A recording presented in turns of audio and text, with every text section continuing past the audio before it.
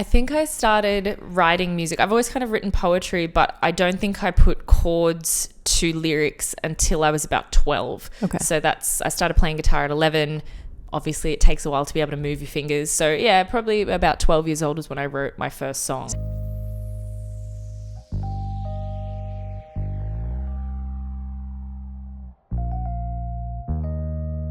Hey guys, I am here with Leah Martin Brown. She is a singer-songwriter, and her band is called Evol Walks, but she's currently working with Mutt Lange, and I'm super excited to have her on the show today. I'm so excited to be here. Thank you.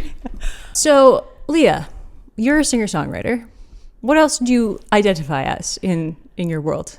Definitely a singer-songwriter. I also like to identify as an occasional writer, Okay. Which I haven't done for a while, but I'm re-embracing. I also just a general human being and lover of coffee, I think, and bookworm. Wow. Okay. We can add those. Love that. What books do you like? Honestly, everything, although I'm one of those people, I don't read for education. I read for leisure. So I love fantasy. I love classic literature. Actually, I love classic literature. Yeah. Anything that was written in like the 1800s, Amazing. 1700s, 1900s. Who's your favorite author? I think that's a tough one. I really love J. Christoph at the moment. Okay. He's like a more modern fantasy writer. Yeah, I'm not familiar. It's fantastic. He's got a new series out called Empire of the Vampire. It's fantastic. I really do love the Harry Potter series, obviously. Sure. If we're like going back to childhood. Patrick Rothfuss is another one that I am obsessed with, although I've been waiting for the third part of his series to come out for at least 15 years now. And then there's obviously, Emily Bronte. Oh, yeah, the Brontes. The Brontes are all, all back in there. Top notch. Yes, those kind of things. I love that. We got some book recs now. Yes, absolutely. Amazing. All right, so let's talk about your journey, because it's all over the place, kind of, right? Like different continents? Yes, we've been doing a fair bit of continent jumping recently. Yeah. So, let's just go way, way back. When did you start writing music? I think I started writing music. I've always kind of written poetry, but I don't think I put chords to lyrics until I was about 12. Okay. So I started playing guitar at 11. Obviously, it takes a while to be able to move your fingers. So yeah, probably about 12 years old is when I wrote my first song. Same exact time period for me. I love that. Me too. I love that. Amazing. What was your first song called?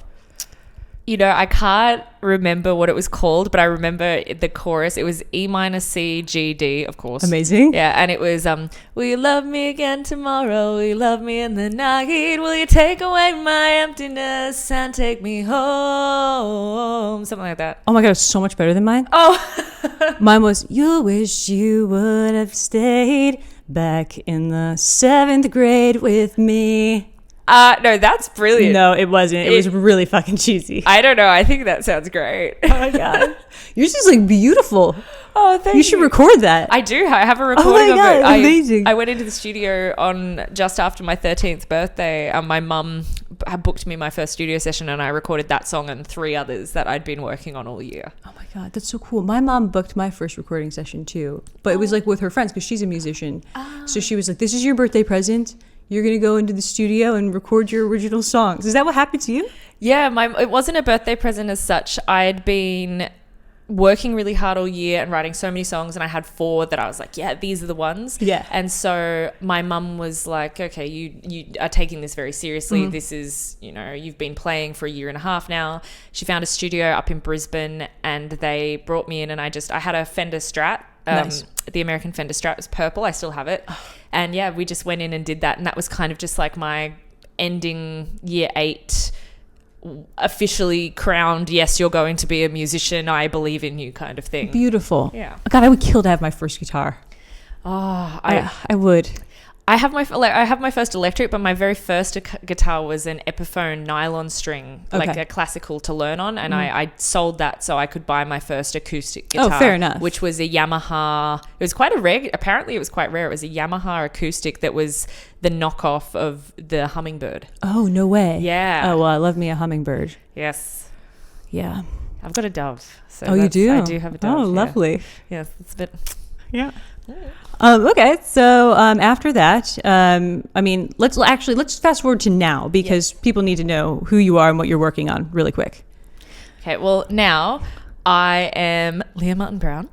I do have a band called Evol Walks, which is a very heavy band, but that's on hiatus currently because I am working with Mutt Lange and Tony Nielsen on a solo project, which is under my name. And I didn't know Evol Walks was on hiatus. Well, it's not technically a hiatus, but I've been told that to not muddy the waters, I really need to focus fully on the solo project. Got it. So there's a whole heap of material for Evol Walks, and it's going to come out eventually. But right now we're in the process of releasing all of these singles, getting this album ready, and I just can't afford to be distracted by what is my passion project, Right. I guess. Yes. Yeah, this is very... So we're here. The first single came out on March 1st. It was called Boys. Yeah, I love it. Thank it's you. so good. Thank yeah, you. it's so good. Thanks. And the next single's coming out on May 31st, and it's called Hysterical Love. Cool. Yeah. Oh, I'm excited for that. I'm excited too. This is the song this song in particular is it's a very special part of the collection because when I was first approached to do this project, it was the first song I heard, and it was the song that made me take the project, and it was also the first song that I realize now it was the audition to see, like, is she going to be up to doing this? And it was the first song I did with Tony in the studio. It was the first song Mutt heard me sing.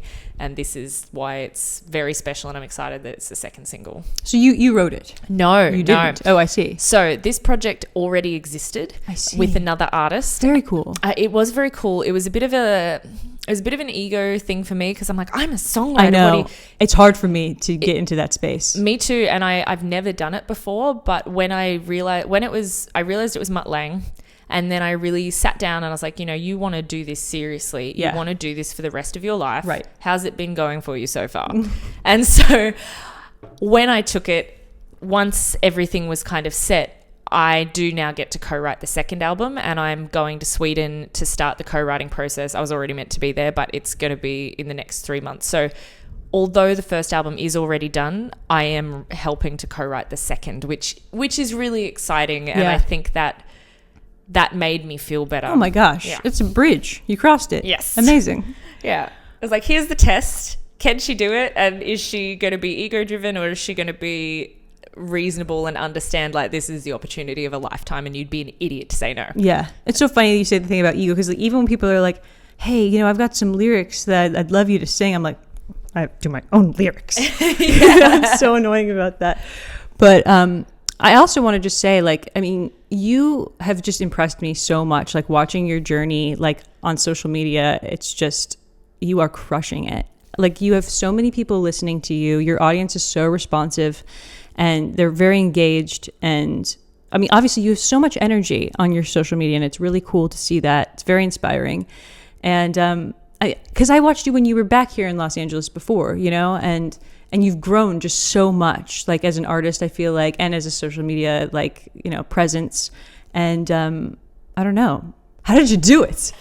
Honestly, that's so nice to hear, because when we think of social media and what success looks like on social media, we immediately think 1 million followers, hundreds of thousands of views, all of that. And with my content, it's not necessarily that. Right, because musicians' content can be pretty niche because you've got genre involved. It's already music. Like, there's a lot of, like, niche areas. There are a lot of niche areas, but to try and approach it, because as musicians, we have to do social media, and if you're constantly focusing on virality and follower numbers, you're never gonna start. Yeah, you're just not. So what I really started to do is I really started to take my content seriously probably November last year. And I sat down, and the first thing I did is I separated my strategy for Instagram and TikTok.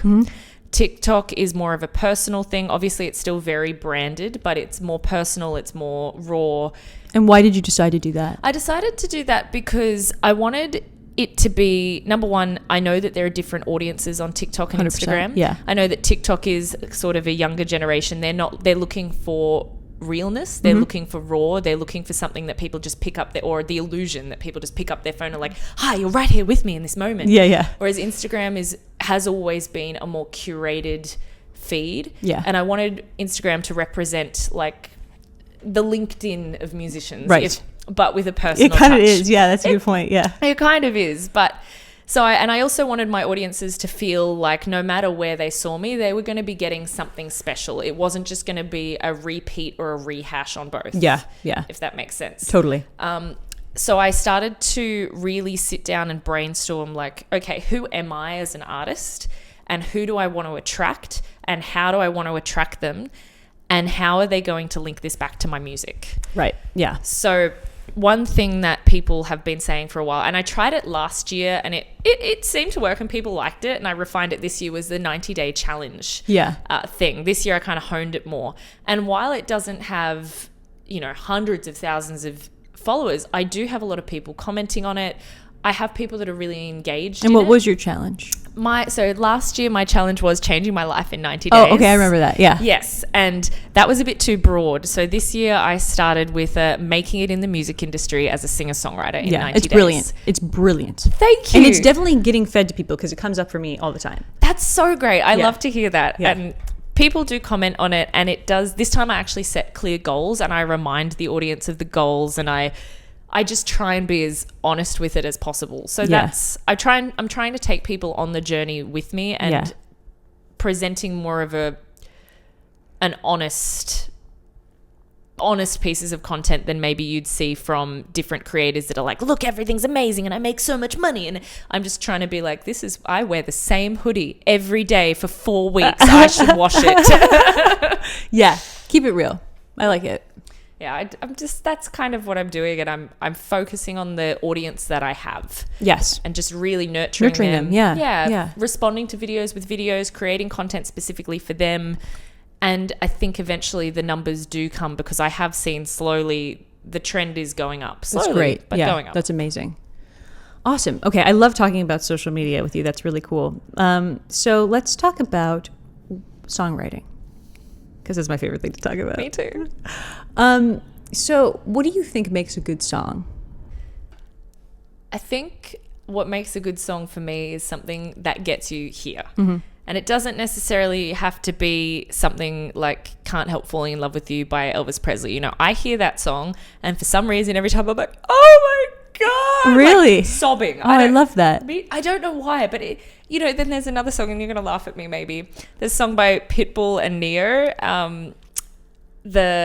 It's like, it came out in like 2009 or 10, and it's like, oh my God, all about I can promise tomorrow, I can promise tonight. Excuse me. That song. I love that Oh song. my God, wait, sing more of it, because I love that song. Excuse me, and I might drink a little more than I should tonight, and I might take you home with me if I could. That's tonight. Oh my God, because it might not be tomorrow. Yes, tonight. I'ma love you tonight. Give me everything tonight. That's what it's called. Oh my God, dude. So hilarious. Although I'm embarrassing myself right now, and especially people who are into Evol Walks and we're like in the A drop tuning, they're going to be like, what? Oh, but good. That song, let's scare them. Let's go.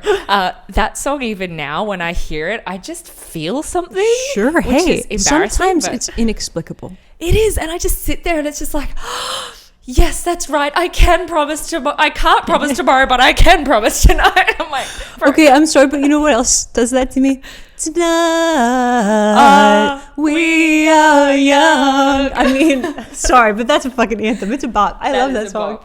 I feel, and lately Sleep Tokens Take Me Back to Eden. Oh my gosh, that song, I'm on a journey. I saw them live on the weekend, and I was just like in the crowd, like tears, like, oh my God. Oh my God. It has to be, it doesn't matter what genre it is to me. It has to grab me here in whatever emotion, whether it's happiness, sadness, anger, excitement, confidence. Yeah, confidence. It just has to hit something. It has to feel like it means something. Totally. Yeah. I love that. So, yes, I think that's a big deal. And then how do you think that happens though? Is it like the lyrics for you? Is it the melody? Is it what hits first? Wouldn't it be great if we knew? Yeah. Wouldn't it be great if it was quantifiable? Well, for me, I kind of know. I need to have the lyrics. Yeah, the lyrics are. I like classical music and everything, but for me, it's like if I don't identify with what they're saying, I'm not into it, and it has to be very original. It has to be like, oh wow, I wish I had thought of that, or I could never have thought of that, and then I get really impressed and obsessed with it. Yes, I go through a bunch of different things. For me, definitely lyrics are so important because, again, like you, I'm also a lyricist. Yeah. And they do have to mean something. It can't be just, an A-B rhyme all the time, or Yeah. if it is, it has to be clever. But I get really touched by instrumentals as Yeah, well. yeah. Certain intervals that are used, the way, like if there's a modulation of key, just things like Yeah. that. While lyrics are so important to me, it could even just be the tone that they've used on the guitar in a specific part of the song. Love it. Yeah. It's just something about the song itself and its musicality is what kind of grabs me. Yeah. Lyrics is obviously definitely Yeah. up there, but Yeah. it could be anything for me. Got it. Love that. Yeah. So are you, okay, after you're done with this project, you're going to go back to Evol Walks? I would like to go back to Evol Walks, although I don't think I'll ever kind of be done with this project because now it is like it's an ongoing thing now. Yeah, Right. Yeah. It's a solo project. Right. So I think they'll both run concurrently. Okay. Honestly, I'm not comparing myself to these people at all because they are gods. But, You're Maynard a god too. No, I'm not a Maynard James Keenan. But he has 3 bands. He's got Perfect Circle, he's got Pussifer, and he's got Tool. And he's just... Yeah, wow. That's crazy. Insane. And they're all insane. And he just kind of... Corey Taylor does the same thing with Slipknot, Stone Sour, and his... So I'm kind of thinking that might be how I might be able to weave it. Hopefully one day dreaming of getting to that level. But, it is possible to have cake and eat too. In this sense. 100%. Yeah. All right. So what I was going to ask is sort of like, what do you want the themes of your like next projects to be? Like, what are your messages that you want to send as a writer next?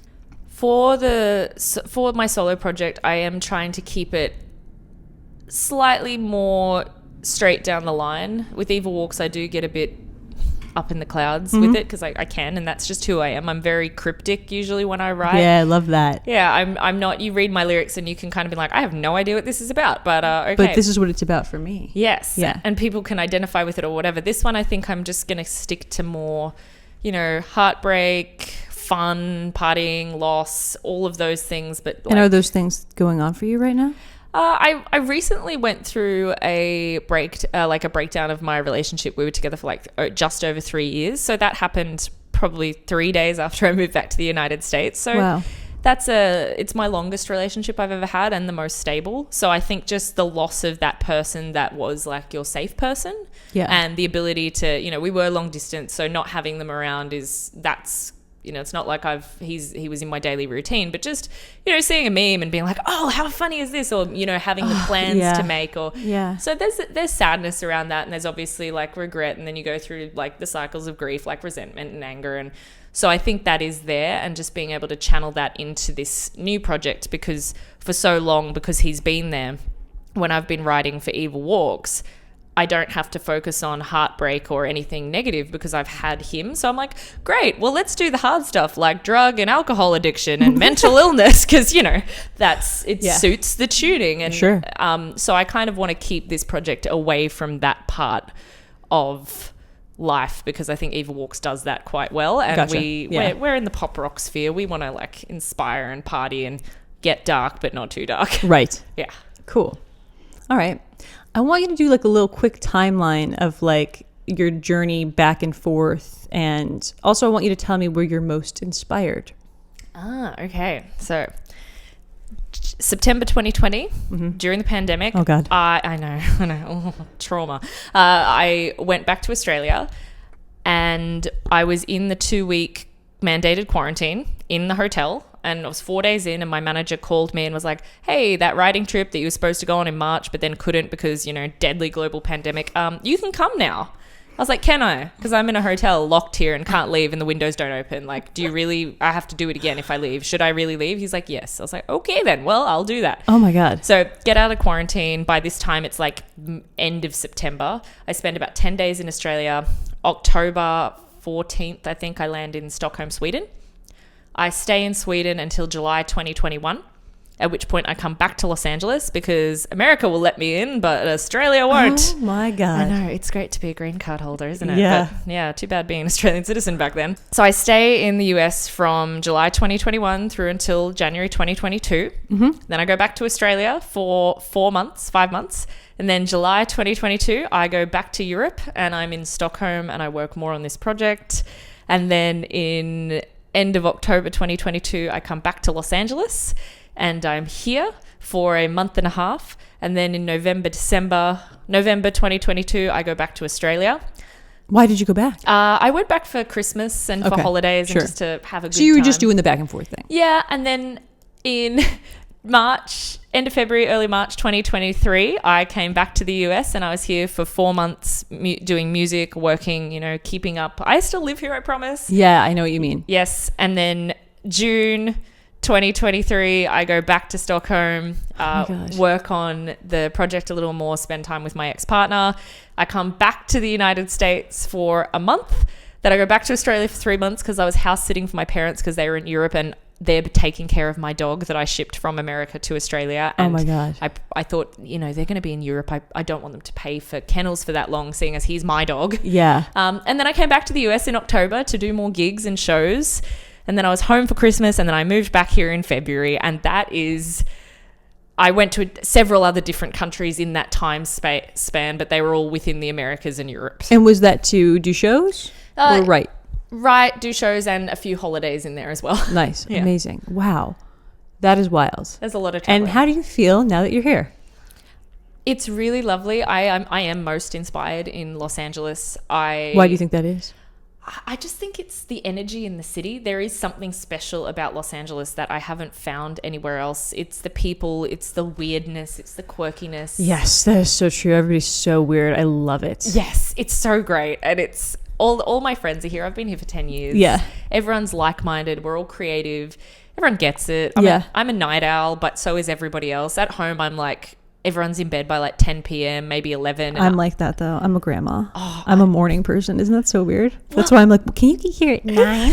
And you're like, weirdo. No, I'm just kidding. No, like I am kind of a morning person, but the thing is I'm also a night person. So okay, so you're just like a not sleep person. Yeah, I'm like that. Like 9:30 is usually when I get up, 9:45, and I'm usually in bed on an early night, I'm in bed by 2:45. Yeah. Like wow. That's early for me. Yeah. 2:30 is like my cutoff. I'm now. like, I get up at 6:07. What? Every day. Isn't that weird? And it's like an exact minute too. Oh my gosh. In Australia, I was getting up at 5:30, 6 o'clock in the morning. You've also got the time zone thing going on. So you're all over the place. I really am. I'm trying to like not fall into it because when I first got back, 1 p.m. here is 6 a.m. in Australia. So really, if I'm sleeping until 1, I'm getting up quite early. You really are. That's amazing. It's been 3 months now. I don't think the jet lag's an excuse anymore. God, it's just so amazing to me that we moved here at the same time. Moved back here at the same time. Because I had been here I came here in like 2015, went back to New York City, and then came back in 2016 because I was running away from bed bugs. Oh, no, that was actually 2015. Oh, bed bugs. 2016, I got a job here. So I moved here to work for a magazine. And then while I was working for the magazine, I was living at this like apartment building up the street, and everybody who lives in that building is like a rapper or something. And like, I met this guy at the pool, and he was like, what do you do? I'm like, well, I'm this, and he's like, oh, I'm a songwriter. I'm like, I used to do that, and he's like, what do you mean used to? Like, let me hear your stuff. And I was like, okay. And he was the like craziest dude. He's like, you got to be doing this, and I like pretty much like all the things that I've done since then to that guy, because like I literally would not have pursued music anymore. I had given up music so many times. Have you given up music? Never. It's Never. amazing. I think I thought about it, and then I realized I'd be desperately miserable. I did have a corporate job, actually. I had a real job. I remember that. Yeah. Yeah. In Sweden, right? It was in Sweden. Was it remote? It was remote. Yeah. Yeah. I worked for a very well-known luxury lingerie brand, and I got. Why didn't I get any lingerie? Oh, I would have given you some. Damn. Jeez. But yeah, so I didn't mean to. I kind of fell into it because in the pandemic we couldn't gig, so I was working, and then all of a sudden I got promoted, and then I got promoted again. Yeah. And then I was like, oh, and like the money was okay, like it wasn't phenomenal, but it was comfortable, and so I was trying to do music and then work this really intense job, and I just hated it, and it was just horrible. Like it was just a terrible time, and I love to do everything well, so I gave it everything at like the expense of my health and the expense of music. Yeah. But oh my God, I want to hug you right now. Oh, thank you. But I was like, in May last year, I was like, you know what? Fuck this company. Fuck these people. Like the people there are friends that I still have from this company that are very dear to me. Yeah. But I was just like, this is the devil. Like, this is the worst. Like, I hate these people. They don't give a fuck about me. Like, I got hospitalized because of this job because it was so stressful, and some of the people there were just like absolute see you next Tuesdays. And I was like, I can't do this. I'm not built for this. I am built to be an airy-fairy musician that just kind of makes it work, and if I have to eat air for a few weeks, then I have to eat air, but at least I'll have a guitar. God, I love you. Like, yeah, like incredible. I think I'd discovered I'd rather be like, just making it work than being like, yes, let's just being comfortable, if that makes sense. That's always been my biggest problem, is I want to be comfortable because I'm a little princess. And you can't, like, I don't know, there's some quote from Jim Carrey, I think, where he was like, if you can't make sacrifices about, your comfortability or whatever, just for, a little bit, a few months, whatever, or a couple years, you're not really an artist. You're not willing to sacrifice for your art, and you absolutely are. And it's so inspiring, and that's so cool. And I love that story about the corporate position. I wish I was more like that, because I just want to buy my designer handbags and shit, what can I say? Look, I did take full advantage of when I had it. I paid off some credit cards. I did buy a designer handbag. Oh, which one? I love Christian Louboutin. Oh. So I bought the big black. Love it. Black. Did it have studs on it? The little studs. Yeah, love that. And I bought the matching shoes. Oh my God. Black loops? Yes. Black with studs? Yes, with the little studs around the sides. And then they're actually, instead of being the leather, they're the suede. Yeah. And then my mum also bought me the black ankle boots. Oh my God. For my birthday. Crouton, are you okay, buddy? I know. Fashion makes him sick. Yeah, he's like, you capitalistic assholes. Yeah, it's like, you could pay your rent for 3 weeks with that handbag. Yeah, he hates this. Yeah. Yeah, fashion is a disease, and I have it. Look, if anyone wants to just gift me some of those bags, I'm okay with it. Like, I'll take care of them. I promise. I'll make a video to my 7,800 followers on TikTok. I love it.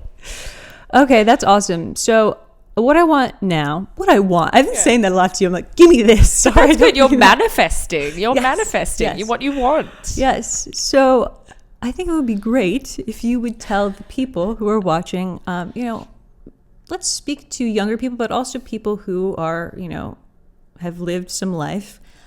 How would you, if you were just starting being a singer-songwriter again, what would you do differently? What advice can you give to them if they want to decide to leave their corporate job and be brave like you?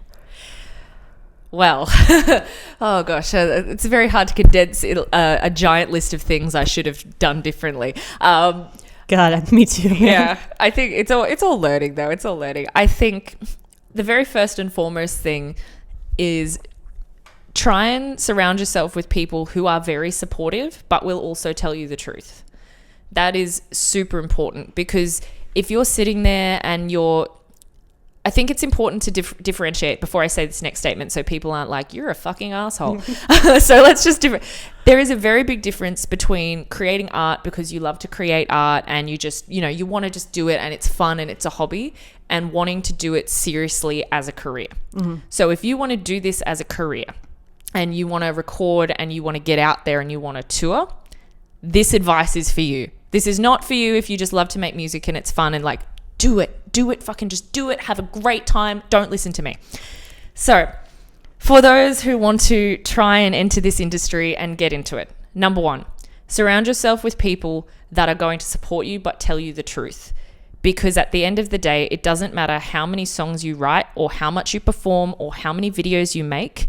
If you are not improving and making an effort to really self-reflect and be self-critical and challenge yourself, yeah, you aren't going to get very far, because there is going to be a point where you need to have the skill. Mm-hmm. You need to have that skill, and you need to evolve. Yeah, you need to evolve, and you need to have music that people are going to want to listen to and want to hear. Yeah. So write as much as you can. Like, just write and write, even if it's trash, just write it and get it out. Yeah. Because the more volume, the better you get. Yeah. Once you're able to do that, start playing shows. Mm. Book shows wherever you can. if you're emerging, whether it's the coffee shop down the road and it's just you and a guitar, whether you're going live on TikTok. If you're a bit scared to do it in public, which I get, it's scary. Totally. Go live on TikTok or Instagram, or make YouTube videos, just some kind of performance where you can feel like you're engaging with the crowd and improving. And then I think after that, just give everything you can to connecting with other people in the community that you are trying to be a part of. Because something that I think a lot of emerging musicians don't understand is that being in music is not a selfish pursuit. It shouldn't just be all about you. It is about building community. Yes. It is about making connections, giving back, and just being able to relate to each other. Yes. I mean, it's a privilege in a way, but like, it's a privilege because you work for it. Yes. And you give back when you can, and you find ways to let other people shine. Yes. And it's so important because your community will become your friends. Yes. They'll become your collaborators. Like, you know, you're an incredible musician and a fantastic songwriter. We've known each other for quite a while now. Yeah. And now we're collaborating on this podcast. Yeah. And hopefully a song one day. I would love that. You know what I've been thinking? There's just not enough like female collaborators like doing duets and shit. No, there's not. And I would love to do that. I mean, what if we made that a thing? We should make that a thing. I know. I think we should do that. Let's just do it. We should. Okay. We got to go because we got to go do that now. Yeah. I'm just kidding. What's your do you have a last one? And just always be, I think what you said, just evolving, and just always don't listen to people who don't know what they're talking about. Oh yeah. Just don't. There's a lot of them. Just do what feels real to you and just be passionate about it. It's not going to be something like, there will be days that you wake up, you're like, I don't want to do this anymore. But if you really want to do it, you kind of have to ignore that and keep going, because I think deep down, if it's in you, and it's not going to go away until you kind of exercise it out. Totally. Yeah. Did that make sense? Oh, 100%. It's very early and I've only had one coffee, so I'm like, are my thoughts organized yet? Great advice. Yeah. Okay, so yeah, Leah, why don't you tell people where they can follow you on social? Oh, yes. Well, hello, people. You can find me on TikTok and Instagram. My name is Leah Martin Brown. It's very simple. You can find me on Spotify under Leah Martin Brown, on Facebook under Leah Martin Brown. If you'd like to hear me do heavier things, you can follow my band Evol Walks. It's EVOL, short for evolution. Love backwards, goes for a walk, not walks. It's the accent. That's so cool. I've never heard you explain that before. Yep. Well, I just tend to do it because I tell, I think specifically Americans, I'll say Evol Walks. They're like, Evol Walks? Like Ewoks? And I'm like, no, not walks. Oh my God. Walks. Yeah. Walks. Yeah. Yeah. So it's an accent thing, kind of. I think it is an accent thing. Like, everyone thinks I go, oh no, Cleo. I'm like, I don't do that. I don't say no. Like, fuck. Anyway. Yeah. So that's where you can find me. All right. I'm Thank everywhere. you so much. This was great. Thank you so much for inviting me. I've had a great time. Yay. Yay.